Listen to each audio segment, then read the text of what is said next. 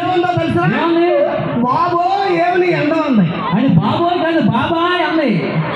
అంత అందమైతే రామప్రసాద్ గారు మా ఊర్లో నన్ను అందరూ ఏమంటారు తెలుసా? ఏమంటారు? మటకాజా మటకాజా మటకాజా అంటారు. ఈ పేరు చూసి ఏమంటారు? మటకాజా మటకాజా అంటారు. అది మడత కాదు, మొహం మీద ముడతలు చూసి ముడతగాజా అంటారు. అవును కదండి? బాబు అమ్మాయిని అంత సీరియస్ తీసుకుంటుంది. ఏమంటే చెయ్యి అంటే ఎత్తుకొని నవ్వుతున్నారు కదా.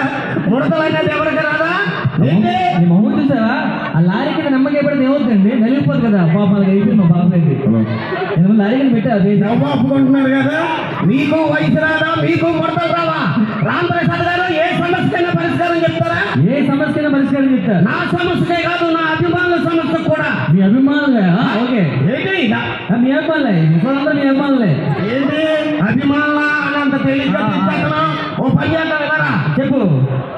నేను నా అభిమానులందరితో ఓ ఏంటాను. ఆ సౌండ్ ఎక్కువ వస్తుందో మీ అభిమానులు వేసే సౌండ్ ఎక్కువ వస్తుందో చెక్ చేసుకున్నా. సరే, ఈ వేదిక రాజు కోసం గట్టిగా ఓవేస్తుంది.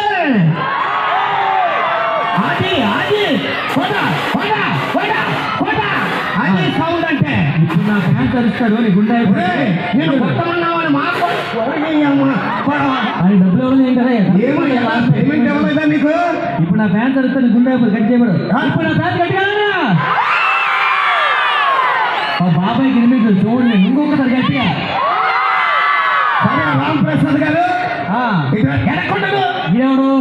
మనోడే. సరేలే, నువ్వే సమస్యకైనా పరిష్కారం చెప్తావా? దేనికైనా? నా సమస్యే కాదు, నా అభిమానుల సమస్య. మొత్తం సమస్యలే కదా. నాకు సమస్య ఉందా? చెప్పు. ఆ సమస్య వచ్చింది కానీ ఆకలి ఎత్తలేదు, అన్నం తినబుద్ధి ఎత్తలేదు, ఏ పని చేయబుద్ధి ఎత్తలేదు. సమస్య పొందు. సమస్య ఏంటంటే నేను నల్లగా ఉంటాను రా. నువ్వు నల్లగా ఉంటాడు అందరికీ తెలుసు. మా ఆవిడ కూడా నల్లగా ఉంటుందా? నాకు తెలుసు. సారీ అంటే చూస్తుంటా కదా. మా ఇద్దరికి పుట్టిన కుర్రోడు తెల్లగా పుట్టారా. అప్పటి నుంచి ఆకలి ఎత్తలేదు, అన్నం తినబుద్ధి ఎత్తలేదు, ఏ పని చేయబుద్ధి ఎత్తలేదు. నువ్వేమో నల్లగా ఉంటావు. నేను నల్లగా, ఆవిడ మా ఆవిడ కూడా నల్లగా, పుట్టినోడు తెల్లగా పుట్టాడు. నీ ఇంట్లో పెత్తనం ఎవరిది? పెత్తనం మా ఆవిడకే.